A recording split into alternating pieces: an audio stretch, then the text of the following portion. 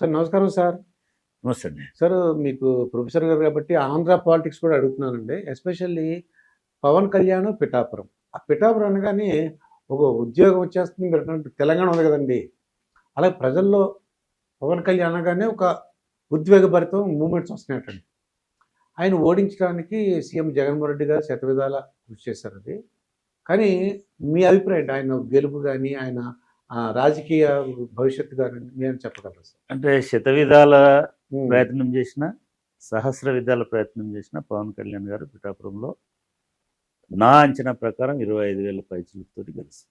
25,000 పైనే గెలుస్తారు. మెజారిటీ. ఖచ్చితంగా గెలుస్తున్నాడు. ఎందుకంటే వంగా గీత గారిని డిప్యూటీ సీఎం చేస్తాను మీరు పంపిస్తేనే ఆయన అంటే చెప్పారు. నేను ఇంతకుముందు కూడా 2, 3 ఇంటర్వ్యూస్లో చెప్పాను.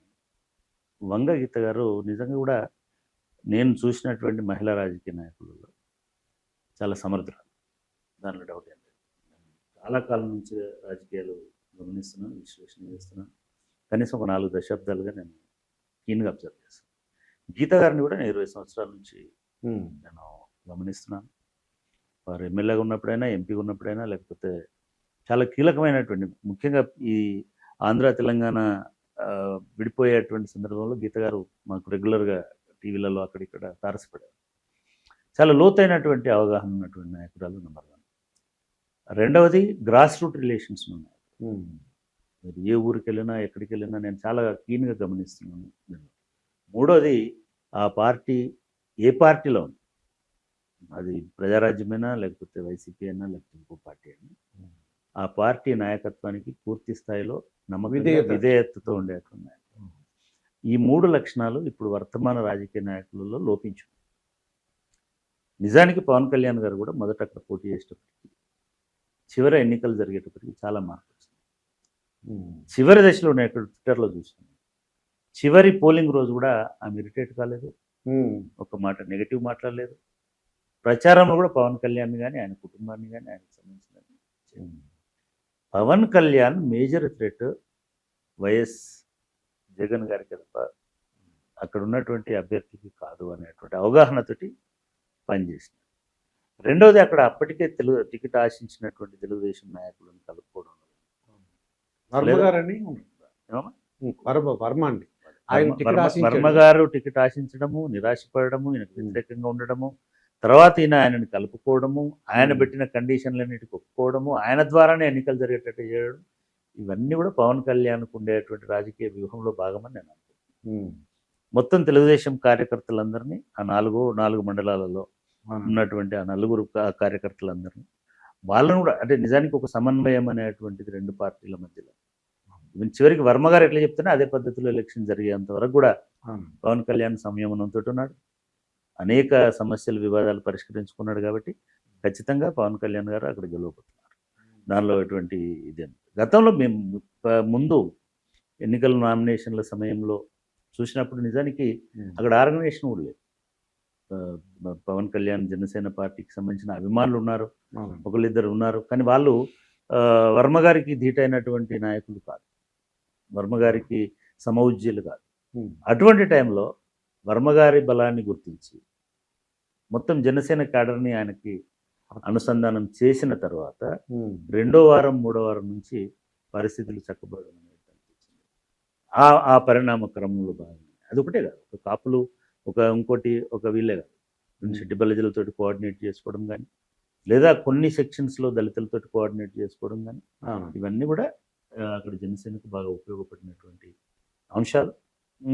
అక్కడి వరకు అయితే డెఫినెట్గా పవన్ కళ్యాణ్కి తిరుగుండదు అనేటువంటిది అంతిమంగా ఎలక్షన్ ప్రాసెస్ని గమనించినటువంటి వాళ్ళకి, ప్రచార సరళిని గమనించిన వాళ్ళకి అర్థమైనటువంటి విషయం.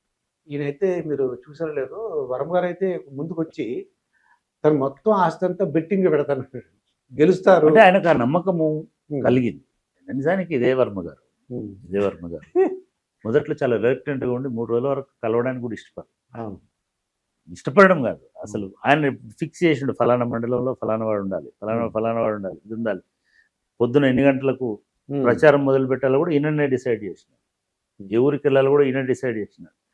వర్మ గారు వెనుకుండి నడిపించినటువంటి, ఆయన ముందుండి నడిపించినటువంటి. కాబట్టి ఆయనకు కాన్ఫిడెన్స్ కూడా ఉంటుంది. ఎందుకంటే he has scene several elections ఇంతకుముందు, పల్స్ తెలుసు, నాడి తెలుసు, పవన్కు నాడి తెలియదు. పవన్ అవునండి. కొత్తగా వచ్చినాడు కదా, అవును. ఆయన వీళ్ళందరూ నాగబాబు కానీ పవన్ కానీ వీళ్ళందరూ ఉమ్. ఎక్కడో ఒక చోట ఒక విడిదిలో ఉండి ఈ పని అంతా ప్రచారం అంతా చేసుకునేటువంటి, కానీ స్థానికంగా ఉన్నాడు కాబట్టి డెఫినెట్గా ఆ కాన్ఫిడెన్స్ ఉంది. ఇప్పుడు పవన్ ఓడిపోతాడా గెలుస్తాడా అనేటువంటి ఉమ్. చర్చ లేదు. అయితే పవన్కి ఎంత నిజం. మెజారిటీ వస్తుంది అనేటువంటి చర్చనే ఉంటుంది తప్ప ఉమ్. పవన్ ఓడిపోవడము అని అంటే అది ఇప్పుడున్నటువంటి వాతావరణంలో మనం గమనించినటువంటి దాంట్లో ఉమ్. ఓటింగ్ బిహేవియర్ అంటాం కదా, అవును. ఆ ఓటింగ్ బిహేవియర్ని గమనించిన దానిలో పవన్ ఆధిక్యతలో ఉన్నాడు అనేది వాస్తవం. అసలు ఆయనలో ఉన్న పరిణితి ఎలా ఉందంటారు? మొదట్లో మాట్లాడిన చూడ ఆవేశంగా మాట్లాడడం. అంటే పవన్ నిజానికి కూడా ఎమోషనల్ లీడర్, పరిణతి ఉన్న లీడర్ కాదు. మొదటి దశలో మొదటి దశలో ఎమోషన్ అనేటువంటిది ఏం చేస్తుందంటే మీకు పూర్తి స్థాయి సంయమనాన్ని ఉంచదు మీ లోపల. మీరు ఫస్ట్ 2 ఏళ్ళు 2-3 అంటే ఈ 10 ఏళ్ళ నుంచి 5 ఏళ్ళ నుంచి ఆయన చూసినప్పుడు అయితే, మీరు అంతకుముందు ప్రజారాజ్యంలో ఉన్నప్పుడు పవన్కి అసలు ఆవేశం తప్ప ఇంకొకటి లేదు. లేదు. రాజకీయాలలో పంచెలు ఊడగొట్టు కొడతానని చెప్పిన ఆ స్థాయిలో మాట్లాడారు. స్లోగా అర్థం చేసుకున్నాను. నాకు ఇప్పటికి కూడా స్ట్రాంగ్ ఆబ్జెక్షన్ ఏంటంటే, a politician should not be a part time activist. Politician 24 hours పొలిటీషియన్గా ఉండాలి.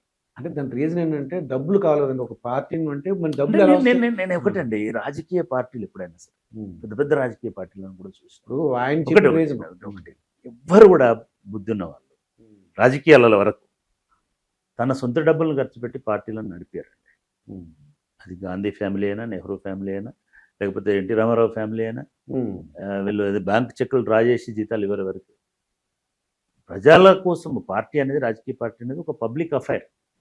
ఈ పబ్లిక్ అఫైర్ని పబ్లిక్కే పోషిస్తారనేటువంటిది జనరల్గా ఉన్నటువంటి భారతదేశంలో ఉన్నటువంటి ఇది. అట్లా అనుకుంటే నరేంద్ర మోడీ గారు ఏకో నారాయణ, ఆయనకు జీతం లేదు, ఇన్కమ్ ట్యాక్స్ ఎప్పుడు కట్టలేదు, పైసలు లేవు, సంపాదన లేదు జీవితంలో, ఆయన ప్రజా కార్యకర్తగా ఉన్నాడు. మరి ఆయన ఇప్పుడు కొన్ని వేల కోట్ల రూపాయలు అధికారికంగా ఎట్లా ఖర్చు పెడుతున్నాడండి? ఏమన్నా గుజరాతీ మార్వాడి సెటిల్ ఇస్తున్నారా? ప్రజల నుంచి మొబిలైజ్ చేస్తున్నారు డబ్బులు. అదొక ప్రజాస్వామ్యంలో ఒక మంచి లక్షణం. కమ్యూనిస్ట్ పార్టీలు ఆస్తి ఉంచుకోరు, డబ్బులు ఉంచుకోరు. ఆ మీటింగ్ వాళ్ళనే చేయమంటారు, తల 10 రూపాయలు ఇవ్వమంటారు, చందా అడుగుతారు. సో అది ఒక పద్ధతి. ప్రజల భాగస్వామ్యం ఉంటుంది, ఓన్ చేసుకునేది ఉంటుంది. ఒక సినిమా చేస్తా, నేను 100 కోట్లు సంపాదిస్తా, ఈ 100 కోట్లతో ఎలక్షన్ ఫైట్ చేస్తా. నో, ఆ 100 కోట్లు నీ శ్రమ ఫలితం, నీది, అది నీకు సొంతం. నువ్వు ఆ 100 కోట్లతోటి జీతం ఇస్తున్న ఒక కార్పొరేట్ ఆఫీసర్ వైపు, ప్రజానాయకుడికి కాలేదు. నువ్వు ప్రజానాయకుడి కావాలంటే నువ్వు పూర్తి స్థాయి వాళ్ళ కోసం ఉంది. నీ భోజనం వాళ్ళు పెడతారు, నీ గుడ్డలకు అవసరమైనటువంటి డబ్బులు వాళ్ళు ఇస్తారు, నీ మీటింగ్లు వాళ్ళు ఏర్పాటు చేసుకుంటారు. ఎందుకంటే నువ్వు వాళ్ళ కోసం మాట్లాడుతున్నావు, నిన్ను నడిపిస్తారు వాళ్ళు. ఇది మొదటి నుంచి ఇప్పటి వరకు, గాంధీ నుంచి ఇప్పటి వరకు ఎవరైనా చేసేది. ప్రజలకు ఆ విశ్వాసం వస్తుంది, ఓహో మా నాయకుడు వచ్చినాడు, మీటింగ్ పెట్టుకున్నారు. కార్పొరేట్ పాలిటిక్స్ అనేటువంటిది భారతదేశానికి, ఆంధ్రాకి, తెలంగాణకి ఎవరు కావు. మనం కార్పొరేట్ చేద్దాం అనుకుంటే ఒక 100 కోట్ల సంవత్సరం అంతా సినిమాలు తీసి నెల రోజుల ముందు సూట్ కేసులు పెట్టుకుని వస్తే కుదరదు. ఇట్లా ఇప్పుడు ఇట్లాగానే ఉంటుంది. అక్కడ మనుషుల్ని వెతుక్కోవాలి. ప్రతి చోట వర్మ గారు ఉంటారు, ఇంకో చోట శర్మ గారు ఉంటారు, ఇంకో చోట రెడ్డి గారు ఉంటారు. వీళ్ళందరినీ మీరు కోఆర్డినేట్ చేయలేరు. నా అడ్వైస్ పవన్ కళ్యాణ్ గారు ఏమిటంటే, మీరు గెలిచినా ఓడినా సినిమాలు మైనారిటీగా పెట్టుకుంటే ఓడినా లేదులేండి. అంటే నిజానికి చాలా సార్లు ఏమనిపిస్తుంది అంటే, పవన్ కళ్యాణ్ పోయి 175 మందిలో ఒక్కటిలా కూర్చోడం ఎందుకు? నిజంగానే సీరియస్లీ ఆయన పోతే రాజ్యసభ పోవాలి, లేకపోతే గవర్నమెంట్ ఆఫ్ ఇండియాలో పోవాలా, లేదనుకుంటే ఆయన డిప్యూటీ సీఎంఓ కావాలి. అవుతారులేండి, డిప్యూటీ సీఎం అవుతారు. ఫైన్. రెండవది సార్, అంటే ఇదేమో నేను number 1 principal, full time politician కావాలి. నంబర్ 2, కూటమి ఓడిపోయినా గెలిచిన భవిష్యత్తులో లీడర్ పవన్ కళ్యాణ్ మాత్రమే. పవన్ కళ్యాణ్ అభిమానులు కూడా నోట్ చేసుకోండి, కూటమి అధికారంలోకి వచ్చినా రాకపోయినా భవిష్యత్తు రాజకీయ ఆశ అనేటువంటిది పవన్ కళ్యాణ్ వైపే ఉంటుంది. ఎందుకంటే తెలుగుదేశం పార్టీలో అంత సమర్థవంతమైన నెక్స్ట్ జనరేషన్ లీడర్షిప్ లేదు. లోకేష్ బాబు ఉన్నప్పటికీ కూడా ఆయనకుండే పరిమితులు. మీరు చాలామంది నమ్మరు కానీ చంద్రబాబు నాయుడు చాలా తెలివిగా పవన్ కళ్యాణ్ దగ్గర తీసుకున్నాడు. జగన్ అని ఉండొచ్చు దత్తపుత్రుడు, కరెక్ట్, పర్ఫెక్ట్ దత్తపుత్రుడు. నిజంగా తప్పేం కాదు దత్తపుత్రుడు ఉండడం. దత్తపుత్రుడే నిలబెడతాడు రేపు. అటువంటి పరిస్థితి రాబోతున్నది. చంద్రబాబు నాయుడు గెలిచినా సరే వారికి ఇది చివరి అధికారం అవుతుంది. 75-80 సంవత్సరాలు కూడా ముఖ్యమంత్రి కావాలని చంద్రబాబు నాయుడు కోరుకుంటాడని నేను అనుకోను. ఈ టర్మ్లో ఆయన ఉంటాడు. తర్వాతకి నేను ఊహిస్తున్నది ఇవాళ 25 స్థానాలతో ప్రయాణం 21 స్థానంతో 20 స్థానాలతో ప్రయాణం ప్రారంభించినటువంటి పవన్ కళ్యాణ్ రేపు 120 స్థానాలకు ఎదిగేటువంటి ఆస్కారం అవకాశం ఉంటుంది. ఇది మొదటి. లేదు జగన్మోహన్ రెడ్డి అధికారంలోకి వచ్చినాడు, చంద్రబాబు నాయుడు గారు తెలుగుదేశం పార్టీ చాప్టర్ క్లోజ్. ఆయన పాపం ఈ వయసులో రోజు ఎండలో తిరిగి పోరాడి చేసే శక్తి లేదు ఆయన. కానీ ఆంధ్రప్రదేశ్ ప్రజలకి ఒక బలమైనటువంటి నమ్మకమైనటువంటి ప్రతిపక్షం కావాలి. అది ఇమ్మీడియట్గా అంటే జూలై నుంచే అవసరం పడుతుంది.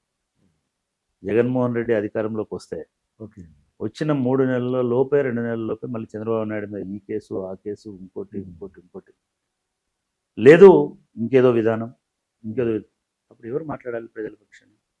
పవన్ కళ్యాణ్ కనపడుతున్నారు. కేవలం పవన్ కళ్యాణే రేపటి ఆశాజ్యోతి ప్రజలకు సంబంధించినంత వరకు. సినిమాలకు సంబంధించి నువ్వు మళ్ళీ నేను 3 నెలలు కనబడను, ఒక 6 నెలలు నేను సినిమాలో పోతుంటే నమస్కారం సార్ అంటారు. ప్రజలు కూడా ఎవరు పట్టించుకోరు. అప్పుడు ఎవరు వస్తారు మళ్ళీ? ఆంధ్రప్రదేశ్లో షర్మిల రావడానికి కూడా స్కోప్ ఉంటుంది. వీళ్ళిద్దరూ ఒకే ఏజ్ లీడర్లు, యంగ్ లీడర్లు, బలమైన పార్టీ ఉంది షర్మిలకి. పవన్ కళ్యాణ్ కనుక విఫలమైతే, పవన్ కళ్యాణ్ కనుక ఈ సినిమా గ్లామర్ని వదిలేసుకోకపోతే లేదా ఆ మోజులోకి పోకపోతే ప్రజలకు గొప్ప గ్లామర్ అండి. అటువంటి చరిస్మాటిక్ లీడర్కి ప్రజలు గొప్ప గ్లామర్. స్క్రీన్ మీద ఏముంటుంది? 3 సార్లు టేకులు, 4 సార్లు కట్లు, దినంలో ఉంటే ఆ కిక్కే వేరు కదా. అది అట్లా ఉండాలి పవన్ కళ్యాణ్. అట్లా ఉంటే ఓడినా గెలిచినా అంటే అధికారంలోకి వచ్చినా కూటమి రాకపోయినా పవన్ కళ్యాణ్ ప్రజానాయకుడుగా ఎదగడానికి 100% అవకాశాలు ఉంటాయి. ఓడినా గెలిచిన ఇటువంటి ఛాన్స్ చంద్రబాబు నాయుడుకి లేదు. ఎటువంటి ఛాన్స్ చంద్రబాబు సపోర్ట్ చేయదు. అదే అందుకే చెప్తున్నా, మనకు ఆయన మీద వ్యతిరేకత కాదు. ఆయన వయసు రీత్యా, ఆయనకున్నటువంటి పరిస్థితుల రీత్యా, ఆయనకున్నటువంటి బలహీనమైనటువంటి పార్టీ నిర్మాణం రీత్యా, అంటే ఇప్పుడు తెలుగుదేశం తెలంగాణతో పోల్చుకుంటే కేసీఆర్ మాట్లాడకపోయినా 4 రోజులు కేటీఆర్ ఒకవైపు, హరీష్ ఒకవైపు, నిరంజన్ రెడ్డి ఒకవైపు, జగదీష్ రెడ్డి, ఒక 10 మంది లీడర్లు. టీడీపీలో అట్లా లేరు కదా, కొన్ని అటువంటి బలం లేదు. అప్పుడు నిజానికి పవన్ కళ్యాణ్ మాట్లాడు. ప్రతిపక్షమైనా పవన్ కళ్యాణే, పవర్ స్టార్ అయినా పవన్ కళ్యాణే, ప్రతిపక్ష స్టార్ అయినా పవన్ కళ్యాణ్. అట్లా అనుకుని నేను ప్రజా స్టార్ని అనుకోలేదు తప్ప నేను మళ్ళీ స్క్రీన్ స్టార్ని అని అనుకుంటే ప్రాబ్లం. ఇదండి గంటా చక్రపాణి గారితో జరిగిన ఇంటర్వ్యూ. మరొక ఇంటర్వ్యూతో మీ ముందుంటాను. మీ మాస్టర్ దుర్గా ప్రసాద్.